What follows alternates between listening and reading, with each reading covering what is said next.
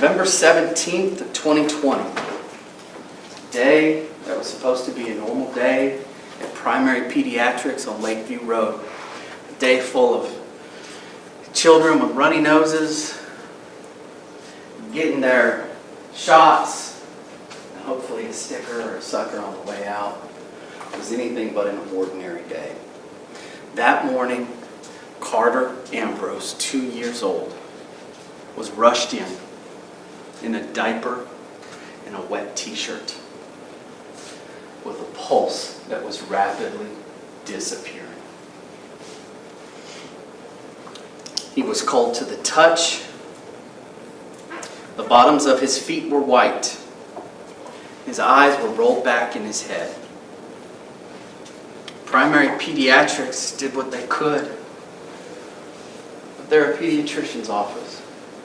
They're not an emergency room. They're not EMS. They performed CPR, life-saving measures for that little toddler until EMS got there. EMS took him to Peach County Atrium, where he was pronounced dead.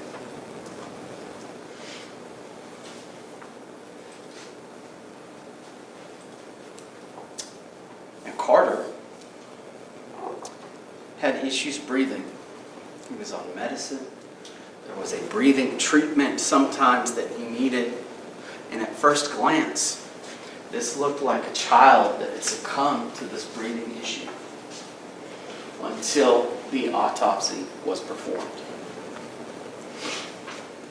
The cause of death in this case is blunt force injury to the abdomen, causing a lacerated liver.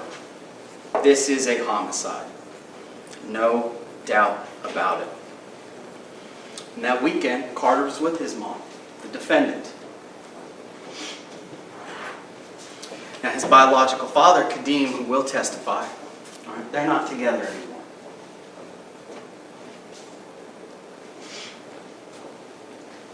So Mom, the defendant, picked up Carter Friday from daycare. He wasn't injured. He seemed okay. Maybe that evening he said, "My tummy hurts." My tummy hurts. But other than that, there was nothing going on. The daycare people are going to come. They want to testify that Carter was fine. There were no injuries to him. And then the next day, Saturday, Carter and the defendant went to the defendant's grandfather's house. And again, he was fine, happy, playing. Typical 2-year-old boy.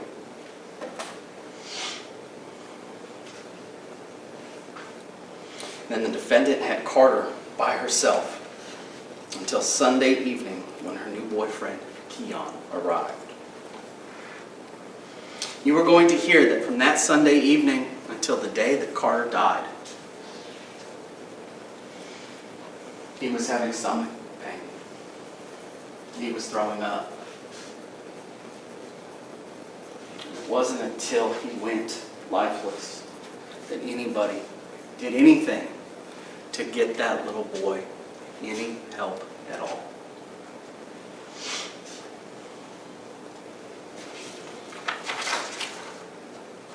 It would have helped to have called Carter's father, who's a firefighter and works in EMS. But the defendant wouldn't let him speak to his child over the phone, wouldn't let him see him via FaceTime, nothing.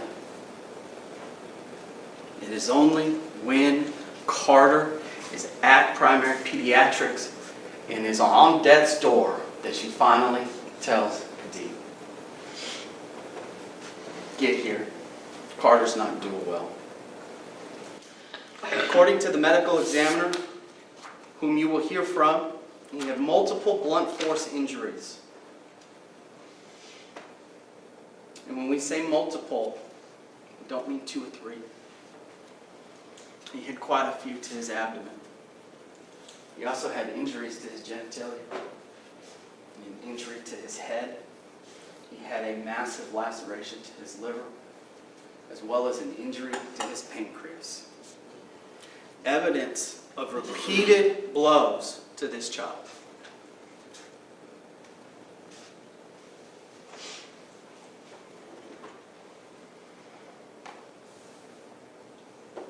You are also going to hear, you're going to hear from two people. One who's retired medical examiner, and the other was the former chief medical examiner at the time. And that is the time of death. Excuse me, that is the time with which the injuries could be inflicted, or were inflicted, I should say. 1 to 3 days prior to the death of the child. And you're going to hear from them. And that time frame is the time frame that this defendant, Kiyon Benton, had sole access and sole control over this child. Now, one thing you're going to notice, because I've said Kiyon Benton, he's not sitting over there. It's Kianna by herself. His charges are still pending. There's no deals with him. All right? They're just separated for the time being. That's it.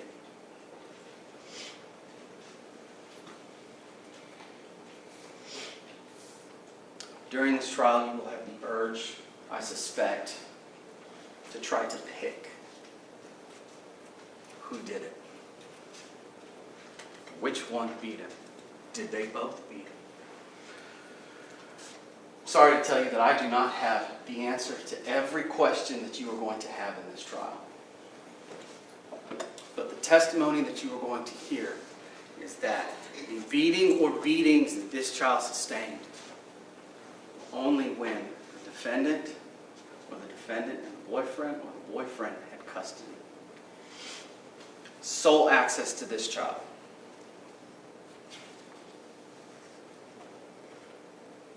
They are parties to each other's crimes. The case is entirely circumstantial. There's no video recording, there's no confession, there's no DNA evidence. But you are going to hear from a number of witnesses. You're also going to observe, see, watch, hear that this defendant had multiple interactions with law enforcement. She had a conversation with law enforcement while waiting outside the apartment as law enforcement executed a search warrant on the apartment, or I should say searched the apartment pursuant to her consent. But there were 3 other statements that she gave to police. And not one time did she point the finger at Kiyon. Mother of a child who's been beaten and died of a lacerated liver. She doesn't want to do that. But she talks to people. She comes up with all sorts of stuff. Jumped off the bed or the couch. You're going to hear why that's not how this injury occurred. Had diabetes. Or you're not going to hear much of a reason at all. CPR did it. Handlebars of a bike did it. You could think of a number of issues, but you'll hear GBI experts tell you why this is a homicide and not an accident, not the result of some medical condition.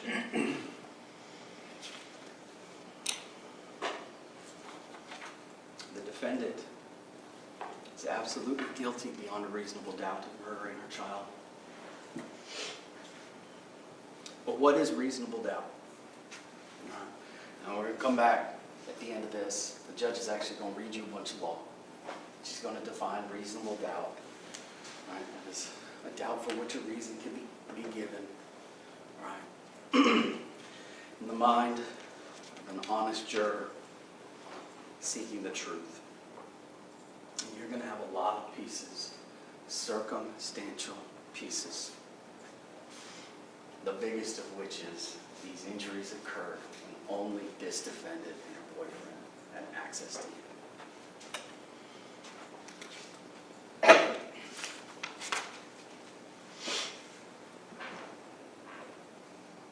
She killed her child. to you. The evidence is going to bear it out. Thank you.